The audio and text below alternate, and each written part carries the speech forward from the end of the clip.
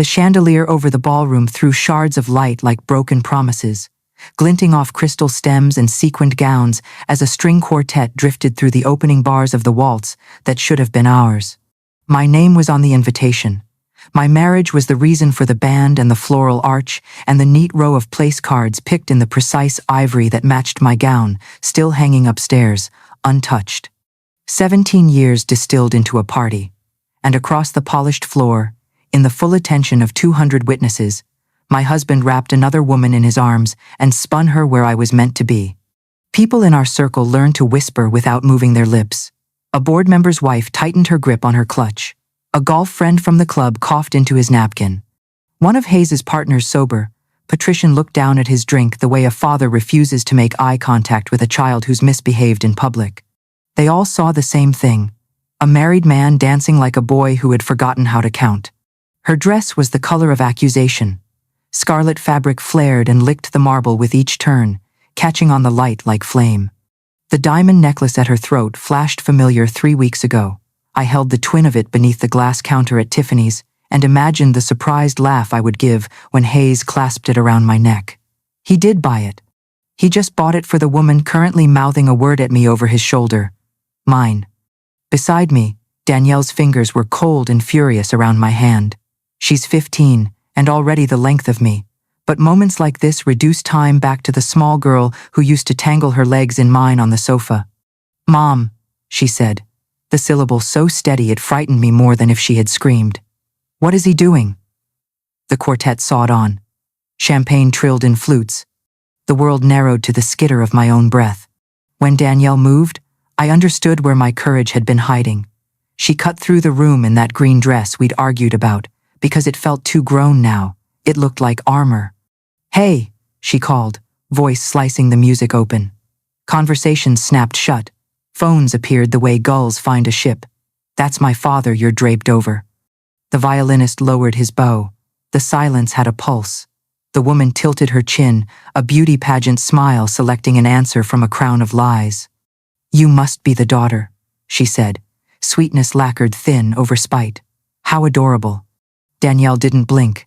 You think you stole a prize, she said quietly, and because quiet carries, the back tables heard it.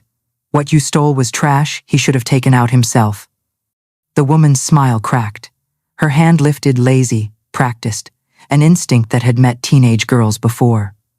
The rest of the room may have seen me cross the space, or maybe I was always already there. The sound I made with my palm was clean and shocking, a clap to wake the dead. She stumbled. Hayes, my husband, caught her like a reflex he hadn't earned. The skin across my knuckles stung. Observers love a villain until they remember they paid extra to watch a heroine. Touch my daughter again, I said, and discovered that calm is colder than rage. See what becomes of you. Our friends stepped back, the way water makes room for the boat that refuses to sink. Hayes's mouth opened, the fish gasp of a man unprepared for consequences. Danielle's hand found mine again, and together we walked to the threshold. I looked back only once. He stood with lipstick on his lapel, and an expression I once would have called lost. We need to talk, he said, dead center in the silence he authored. No, I said, we don't. The doors ghosted shut on 200 throats swallowing the same sentence. Finally. In the cool of the corridor, it smelled like beeswax and leftover applause. Danielle leaned into me so briefly someone watching might have missed it. I'm sorry, she whispered. For saying trash. I'm not, I said, and pressed my lips to her temple, and in that small act, rewrote 20 pages of my life. The parking garage is where truth goes when it's tired of chandeliers. Concrete pillars, oil freckles on the floor. The night air held spring and exhaust. We slid into my car, thank God we'd driven separately, and for a moment neither of us spoke. The windshield presented our house to us in recall.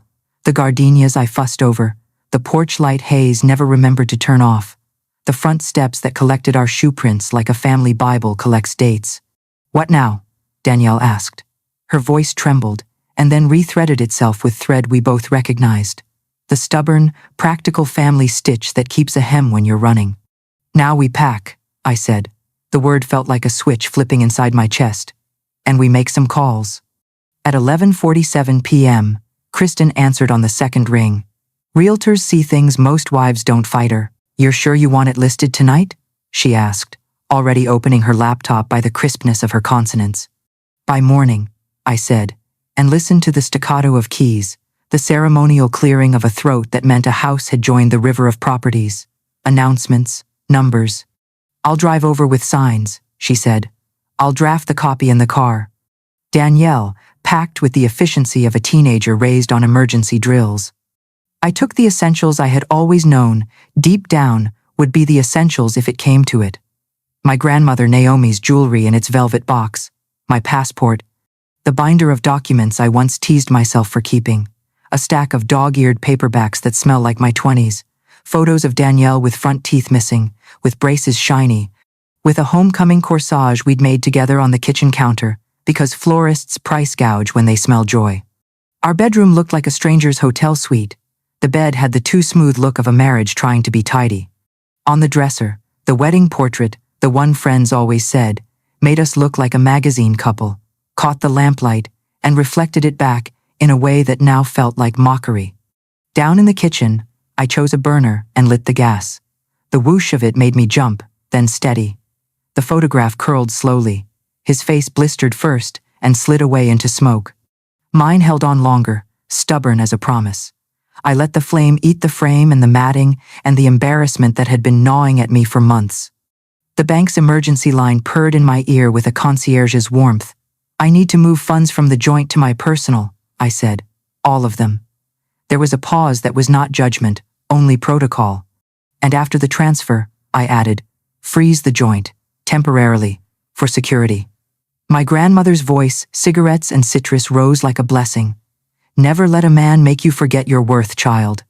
The prenup, with its gentle, steel-backed paragraphs, had once felt unromantic.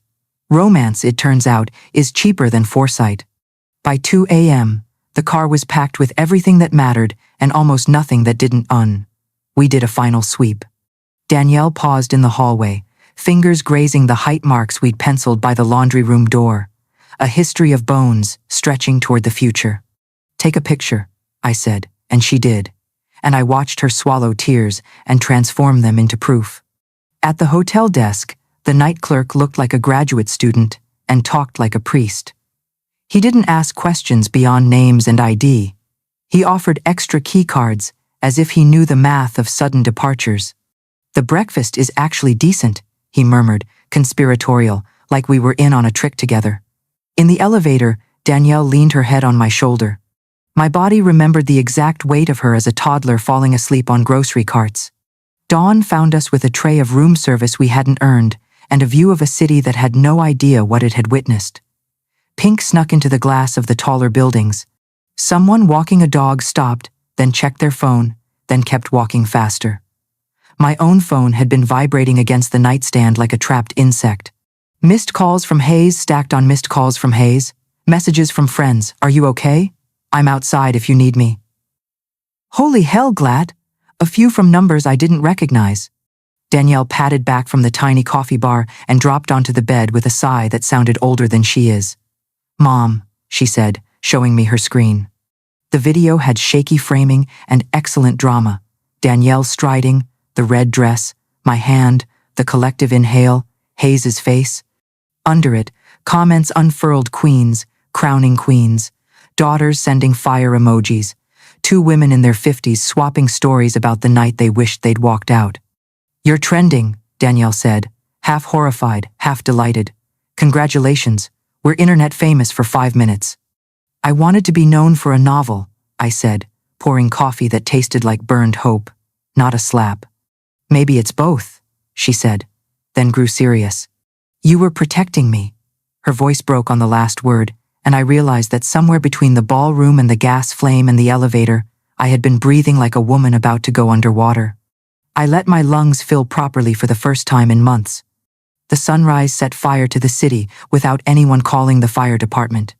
We ate toast with jam like people in commercials who don't have problems.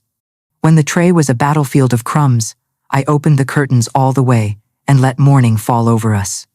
I looked at my daughter, the line of her jaw, the stubborn cut of it that belonged to me, and thought, we have left. Not just a house or a party, a story. We have left one version of ourselves for another. My phone vibrated again. A text from Kristen. Listed. 3 inquiries already. Also, are you okay? I typed back, yes. And then, after a second, because I wanted to mean it, better than okay. Somewhere, 200 people were sending the same clip to different phones with the caption, "Can you believe it?"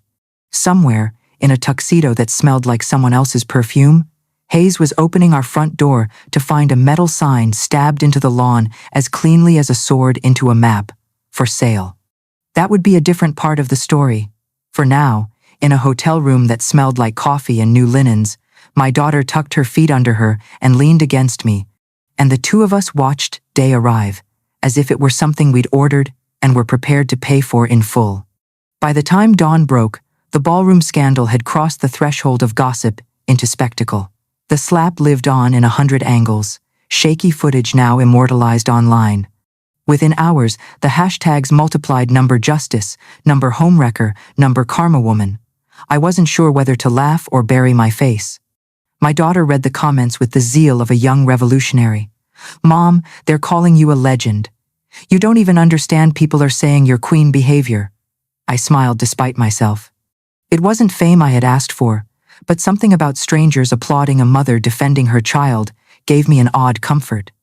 The comfort didn't last. Hayes had tried calling 16 times by mid-morning. Each voicemail went unheard, deleted without ceremony. There was no need to hear his excuses. By then, I had already dialed a number of my own. "Mrs. Jasper," I said when the line picked up. "It's Gladys Kingston. I need your help." She was exactly the kind of woman I needed in my corner. Sharp silver bob, courtroom reputation for reducing unfaithful husbands to financial rubble. We had exchanged polite words at charity events, but today, the civility dropped. She had already seen the video. "That slap," she said with dry amusement, "was more effective than any opening statement I've ever given." "I need a divorce," I told her. "Fast, thorough, devastating." "My specialty," she replied. "Do you have grounds?" Images flashed before me. Hayes spinning Tiffany across my anniversary floor. Tiffany's mocking smile, the necklace glinting like betrayal in crystal light. "Oh, Mrs. Jasper," I said, voice low. "Do I have grounds?" By noon, the first paper moved across her desk. She called it a slam dunk case. Adultery, emotional cruelty, financial misconduct. The package was airtight. All we needed was delivery. Delivery came at 9:30 the next morning. I had asked specifically for a woman to serve him. It mattered, somehow, that he be confronted by female strength at every angle. She later told me Hayes looked like he'd swallowed glass when he opened the door in last night's tuxedo. Collar wilted, hair wild. She handed him the documents as if presenting him with a bill he'd run out on. He stared at the words, adultery, custody, asset division like they were a foreign language. The server said he trembled. I hope he did. Meanwhile, Tiffany's punishment arrived swifter than even I imagined. The company board had been at the anniversary party. They saw what the city now replayed in pixels. By Monday, a leaked clip circulated. Mr. Graham, Hayes's superior, his voice clipped and icy. Conduct unbecoming, moral turpitude. You've disrupted workplace harmony. Pack your things. The video caught Tiffany's stunned face, as if she had truly believed she could dance away with another woman's life and keep her own job intact. She had traded a salary and reputation for a fantasy in red satin. Justice doesn't always arrive with gavels. Sometimes it's in a simple HR escort to the elevator. That same day, my phone rang with a voice I hadn't expected. Kingston Nicholas, Hayes's father. Old money, old values, a man who had clawed an empire from the ground with bare hands and expected his sons to live by the dignity of that name. His voice was rougher than I'd ever heard it. What the hell has my boy done? You saw the video, I said flatly. I saw my son make a fool of himself. I saw him dishonor the finest woman he'll ever know. His voice cracked, a brief, human fissure in a wall of pride. I'm ashamed of him, Gladys, and I am sorry. It was not his sin, but he carried the weight anyway. It isn't your fault, I said. It is, he insisted, with the stubbornness of men who believe every flaw in their son is a crack in their own reflection. I raised him better than this. Then, softer. If you and Danielle need anything, you'll have it. You will always have me. When I hung up, I realized I felt something I hadn't in months. Peace. Months of walking on eggshells, of performing the dutiful wife while knowing the ground beneath me was crumbling gone. The truth was finally public, undeniable, a wound that could at least start to heal.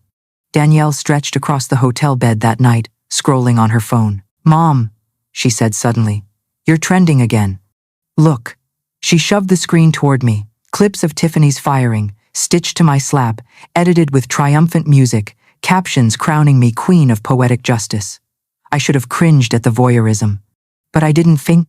Instead, I laughed deep, uncontrollable laughter that felt like oxygen returning after months underwater. We fell asleep side by side, the hotel room humming with the muffled city beyond its walls. For the first time, I didn't dream of saving my marriage. I dreamed of building something else entirely. By Tuesday morning, the house I once believed would outlast us was already bait for buyers. Kristen, true to her word, had driven over in the middle of the night and hammered for sale signs into the lawn like flags marking new territory. When Hayes stumbled home at 3 a.m, expecting tears and apologies, he found our fortress of 17 years suddenly a commodity. He posted frantic updates online. This must be a mistake. But the internet was merciless. Screenshots circulated, captions mocking his disbelief. Our home, my grandmother's legacy, was no longer his refuge. It was my weapon. By breakfast, Kristen called. "You won't believe this, Gladys. We've had 3 offers already above asking." Her tone carried the thrill of a seasoned gambler who knows she's holding a royal flush. I closed my eyes and imagined Hayes scrolling his phone, watching the place he'd desecrated slip further from his reach. But the universe was not done with irony. By afternoon, Kristen rang again, excitement buzzing through the line. "You'll want to sit down for this. Sawyer Industries has made an offer, the very same Sawyer Hayes has been courting for months." My laugh startled Danielle, who was bent over her homework. "You mean the deal that was supposed to make him untouchable?" Kristen confirmed. "They're not interested in his contracts anymore, but they want your house, badly. Their number nearly doubles your original listing. Poetic justice rarely wears such a fine suit." I accepted without hesitation. Hayes's empire crumbled with every signature I put down. Meanwhile, Mrs. Jasper and her team began unraveling his carefully woven financial lies. She summoned me into her office with the glee of a hunter returning with trophies. "We found irregularities, large withdrawals, transfers to shell companies, cryptocurrency wallets tucked under his mother's maiden name." She leaned back, eyes sharp. "He's been building an escape fund, over $2 million, during your marriage, using money that was as much yours as his." Hearing the number was like tasting iron in my mouth. The betrayal wasn't just the affair, it was arithmetic. He hadn't tripped into infidelity. He had prepared for it, laid scaffolding for abandonment, while I laid out birthday candles and home-cooked dinners. "Can we get it back?" I asked, my voice hoarse. "All of it," she said, steepling her fingers. "Fraud, hidden assets, marital property, plus damages.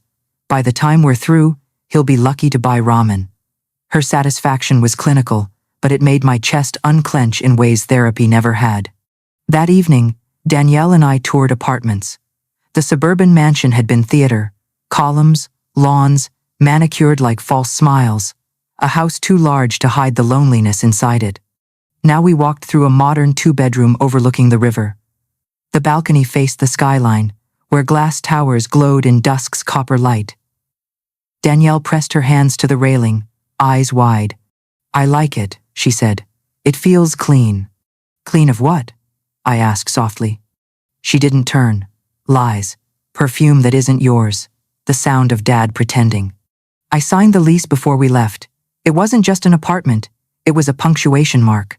That night, while Danielle packed more of her things into labeled boxes, my phone buzzed with a number I half recognized. I answered on instinct. "You ruined my life," Tiffany hissed, her voice frayed. I almost laughed.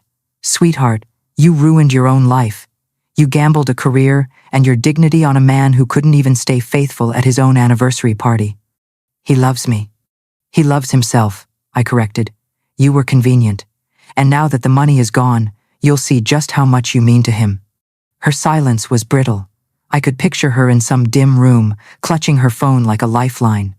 "This isn't over," she spat. "You're right," I said evenly. "It's just beginning. But you picked the wrong family to tangle with." I blocked her before she could reply. Later, in the quiet of our half-packed house, I noticed Danielle lingering in the hallway again, staring at the penciled height marks on the wall. "Should we leave them?" she asked. "No," I said, taking out my phone. "We'll take them with us." I snapped a picture, locking years of growth into pixels. When she smiled, I saw something fierce and free in her expression, an inheritance I was proud to pass down. The house echoed with emptiness as we carried the last boxes to the car. I didn't look back. I didn't need to. Some ghosts are better left in locked rooms. Ahead of us, the river shimmered, reflecting a city full of strangers who didn't know our names yet. And that was exactly how I wanted it. The hotel restaurant smelled of butter and coffee when Hayes shuffled in, Tiffany trailing behind him like a shadow that had lost its nerve. It was early, the kind of weekday morning when businessmen bury themselves in papers and mothers juggle children. But that day, every table stilled. Phones tilted discreetly, eager for another installment of the spectacle they had seen online. Danielle and I had barely finished our eggs when he appeared at our table. "You have 5 minutes," I told him, my voice sharp enough to cut toast. He sat anyway. His tuxedo was wrinkled, the tie gone, his eyes red and desperate. Tiffany hovered behind him, clutching her purse strap like it was a rosary. "This has gone far enough," Hayes began, as though this were some domestic spat we had blown out of proportion. "You've made your point. You're angry. I understand that. But..." I looked up from my plate and met his eyes. "Do I look angry?" I asked. "I'm not angry anymore, Hayes. I'm free." He laughed, brittle, empty of humor. "Free? You're destroying our family out of spite." Danielle had been silent, her fork poised mid-air. Now she turned on him, her voice colder than I had ever heard it. "Dad, why is she here? Why did you bring her?" All eyes in the restaurant turned to Tiffany, who flushed, blinking rapidly. Hayes cleared his throat. "Tiffany and I were together now. I wanted you both to see that this isn't just some fling. We love each other." The words hung, pathetic and thin. Danielle reached for her phone. "Really?"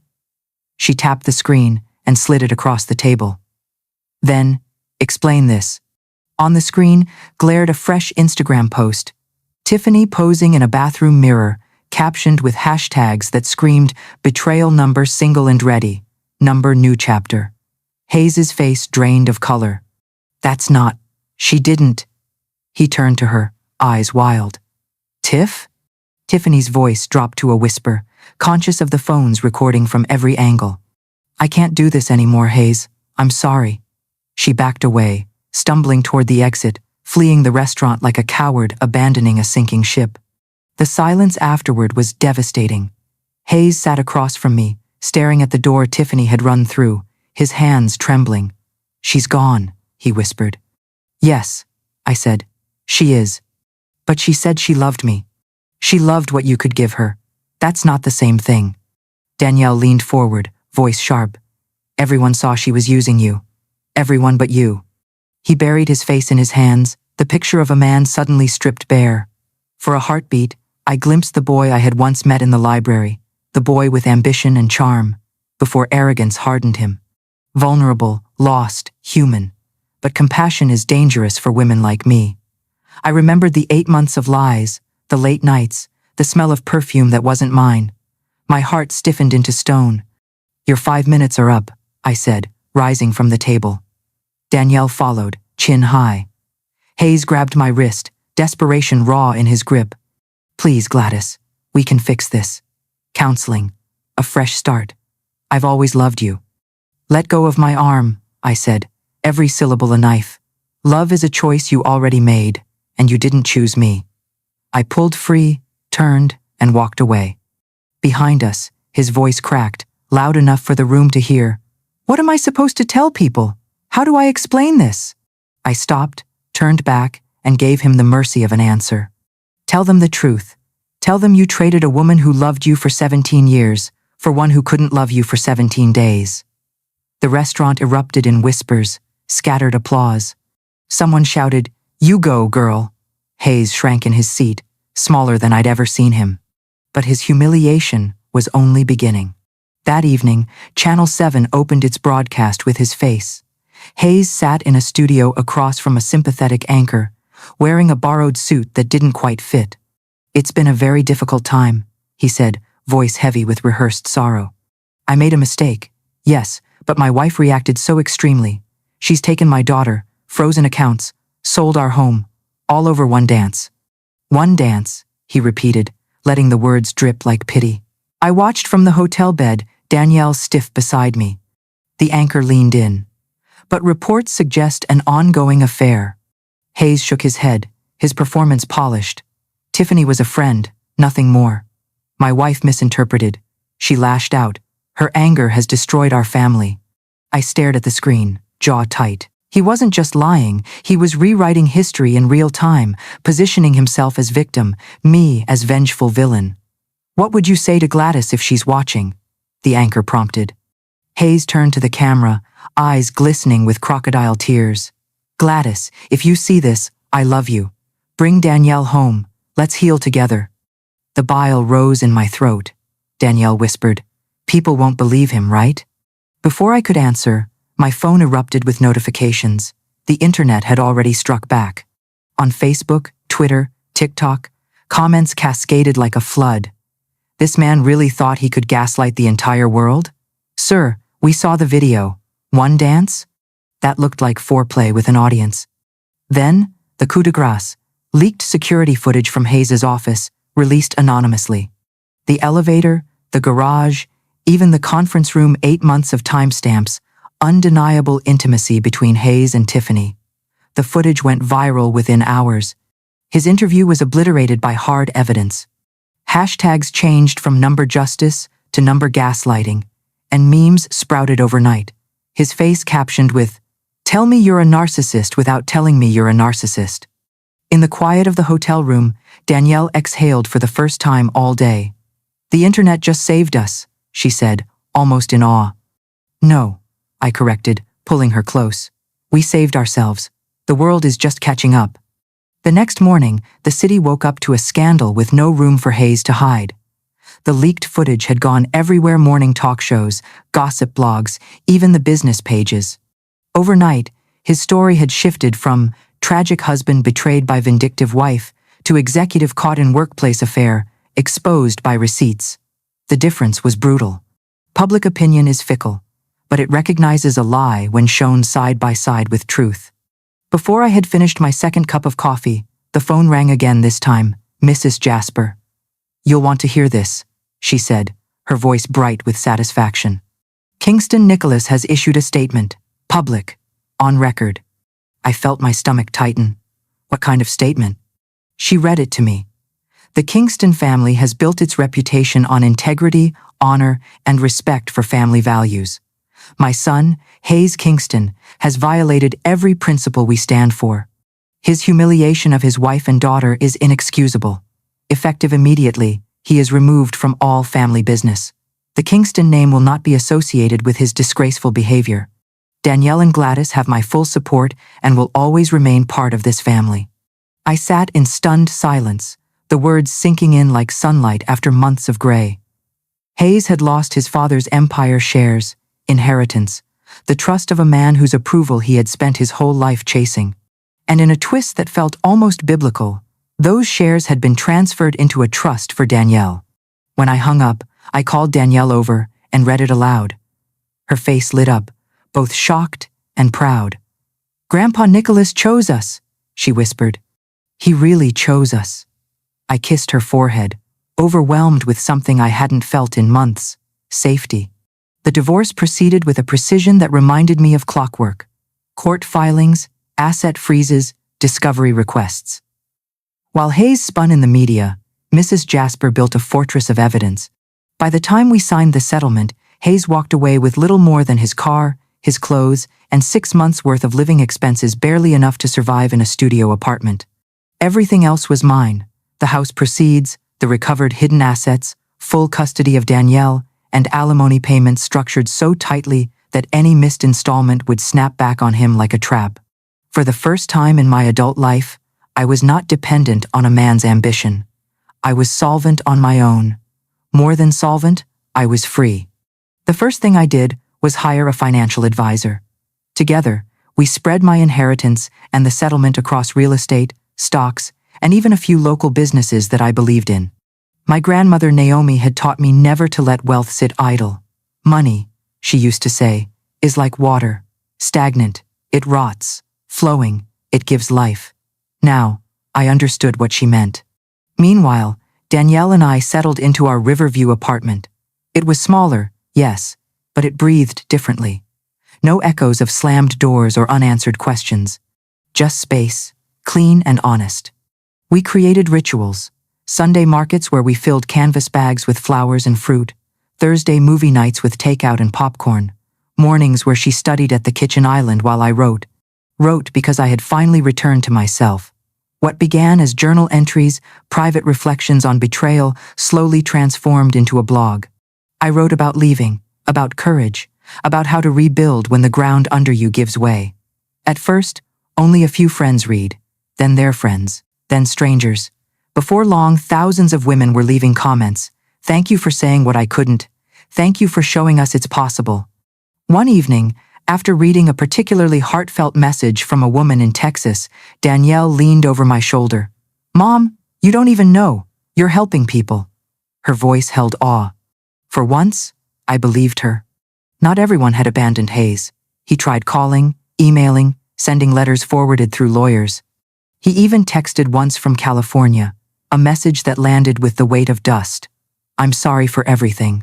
I hope someday you can forgive me." Danielle read it over my shoulder and shrugged. "Are you going to reply?" she asked. "What would be the point?" I said. And I meant it. I missed the man. I thought he was the boy in the library, the partner I believed in, but that man had been a mirage. What I really missed was the fantasy. Fantasies don't deserve replies. And so we moved forward, carrying only what was worth carrying. Trust in each other, a sense of dignity reclaimed, and the knowledge that our lives had not ended in that ballroom they had begun. The bookstore smelled of paper and coffee, two things that had always comforted me.